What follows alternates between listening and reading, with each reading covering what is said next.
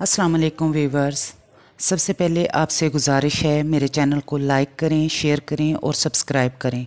अपनी राय ज़रूर comment box में दिया करें, मगर ज़रा तहज़ीब के साथ।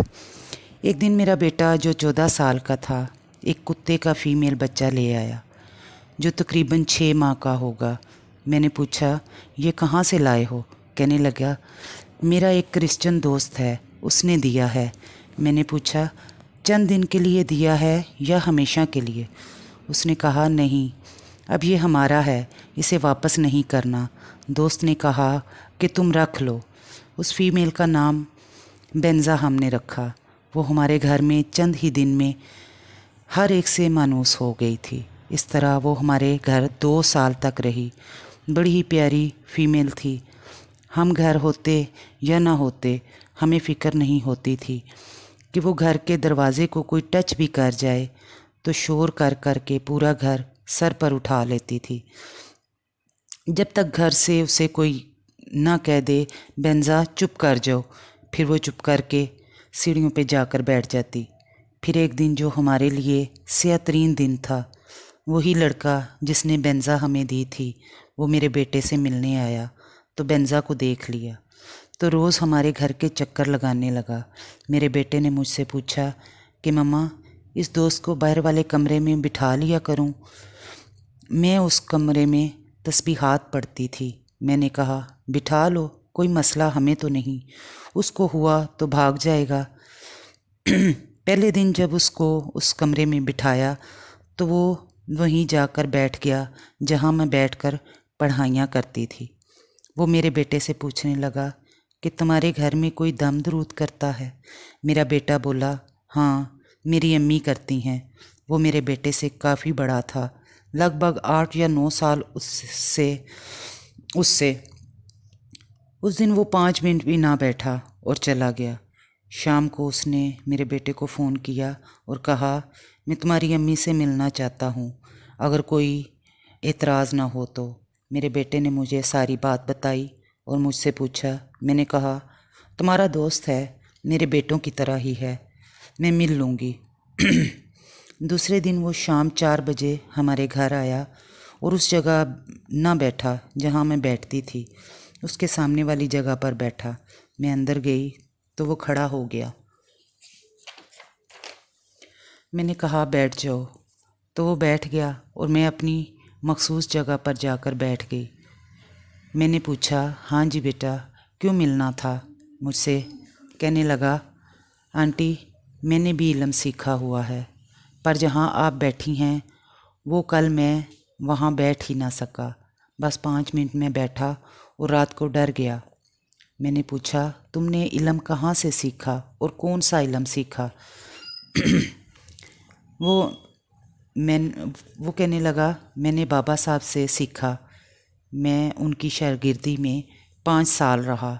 मुझे ताज्जुब हुआ कि एक क्रिश्चियन कैसे बाबा साहब से इल्म ले सकता है।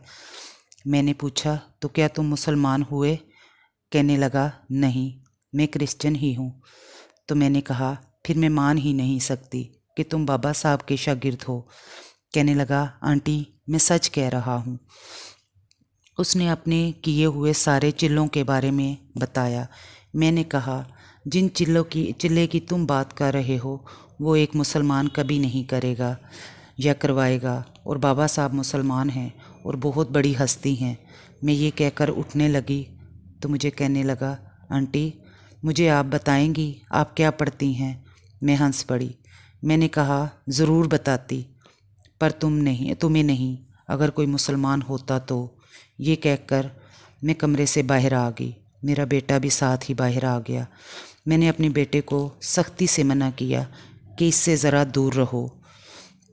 बच्चे जब जवानी की दहलीज पर हो तो वालिदैन को ख़ास ख्याल रखना पड़ता है कि वो किसी ऐसी सोसाइटी में ना बैठें जो उनके ईमान को कमज़ोर कर दे। मेरा बेटा कुछ ना बोला, मगर वो लड़का रोज़ मेरे बेटे को ले जाता और अपने इल्म के बारे में उससे तरह तरह की बातें करता। मसलन, अगर तुम इसको सीख जाओ तो तुम दुनिया की हर चीज़ हासिल कर सकते हो, जिसे चाहो ग़ुलाम बना लो, वगैरह वगैरह। मेरा बेटा घर आकर मुझे बताता कि वो ऐसे कहता है तो मैं उसे समझाती, وہ والا علم کرتا ہے جسے ہمارا اسلام اجازت نہیں دیتا۔ ہمارا دین ہمیں پاکیزگی بتاتا ہے، جب کہ وہ تمہیں گندگی کی طرف بلا رہا ہے۔ تم اس قابل ہو جاؤ تو میں تمہیں اپنی تسبیحات دوں گی جو تم پڑھ کر دین اور دنیا دونوں حاصل کر سکتے ہو۔ اسی طرح وہ پورا مہینہ میرے بیٹے کو بہکاتا رہا۔ شکر ہے کہ میرا بیٹا مجھے آ کر بتا دیتا کہ آج اس نے یہ کہا اپنے علم کے بارے میں، آج اس نے یہ کہا۔ اس لڑکے نے پورا زور لگا لیا تھا کہ کسی طرح میرا بیٹا اس کے قابو میں آ جائے، اس کی شاگردی میں بیٹھ جائے، پر ایسا نہ ہو سکا۔ تو اس نے کہا کہ مجھے بینزا اچھی لگ گئی ہے، وہ مجھے دے دو۔ میرے بیٹے نے کہا میں گھر والوں سے پوچھ کر دوں گا۔ ہم نے منع کر دیا کہ نہیں دینی۔ وہ لڑکا دھمکیوں پر آ گیا۔ میرے بیٹے نے کہا مرتی ہے مر جائے بینزا، پر میں نہیں دوں گا، جاؤ جو ہو سکتا ہے کر لو۔ وہ لڑکا چلا گیا۔ ٹھیک 3 دن بعد میرے بیٹے کی طبیعت خراب ہو گئی۔ ادھر بینزا کی طبیعت بھی ایسے ہو گئی جیسے اس سے اپنا بوجھ ہی نہیں اٹھائے جا رہا ہو۔ رات کو میرے بیٹے کو 104 بخار ہو گیا۔ ایک دن تو میں اس کی دوائی لے کر آئی، پر اس کو ذرا فرق نہ پڑا۔ اگلے دن ادھر میرا بیٹا 104 بخار میں، ادھر بینزا کو الٹیاں لگ گئیں۔ مجھے کچھ سمجھ آ گئی کہ یہ اسی لڑکے کا کام ہے۔ میں نے اپنے بیٹے پر دم کرنا شروع کر دیا۔ جو میں پڑھائی کرتی جاتی، میرے بیٹے کا بخار کم ہوتا جاتا۔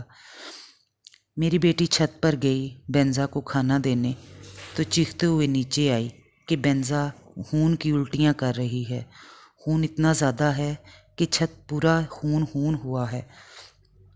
ہم نے ڈاکٹر کو بلایا تو ڈاکٹر نے کہا اس کا اندر پھٹ گیا ہے۔ جو بینزا خون کی الٹیاں کرتی، میرا بیٹا اتنا ہی ٹھیک ہوتا گیا۔ ہم نے بہت علاج کروایا، پر 4 دن بعد بینزا کے اندر سے اتنا خون نکلا جیسے کوئی بڑا جانور ذبح کیا گیا ہو۔ میرا بیٹا بالکل ٹھیک ہو گیا تھا اور چوتھے دن بینزا مر گئی۔ ہمیں بہت دکھ ہوا۔ بعض دفعہ ہم جن کو اپنا دوست مانتے ہیں وہی ہماری جڑیں کاٹتے ہیں۔ اس کرسچن لڑکے نے ایسا عمل کیا تھا جو میرے بیٹے کی جان لے سکتا تھا، مگر پالتو جانور نے وہ سختی اپنے اوپر لے لی اور اپنی وفاداری کا حق ادا کر دیا، جان دے کر مالک کے لیے۔ ایسے ہی تو سیانے لوگ نہیں کہہ گے کہ انسان سے زیادہ وفادار تو کتا ہوتا ہے۔ میں سوچتی ہوں میرے بیٹے نے بھی تکلیف برداشت کر لی۔ بینزا جو ہماری پالتو جانور تھی وہ بھی وفاداری نبھا گئی، پر اس لڑکے کو کیا حاصل ہوا جو ایک جانور پر ظلم کرنے سے باز نہیں آیا، تو اس نے انسانوں پر کیسے کیسے ظلم کیے ہوں گے، کیونکہ اللہ پاک دے کر بھی آزماتا ہے اور لے کر بھی۔ دے کر اس طرح کہ انسان کو خود مختار کر دیتا ہے کہ جا میں دیکھوں میرے بندوں کے ساتھ کیا کرے گا اور میرا شکر بھی ادا کرے گا کہ نہیں، اور لے کر اس طرح کہ جب تو طاقتور تھا تب بھی میں ہی تیرا رب تھا، اب تو کمزور ہے تب بھی میں ہی تیرا رب ہوں۔ اب کیا کرے گا؟ سوچنے کی باتیں ہیں۔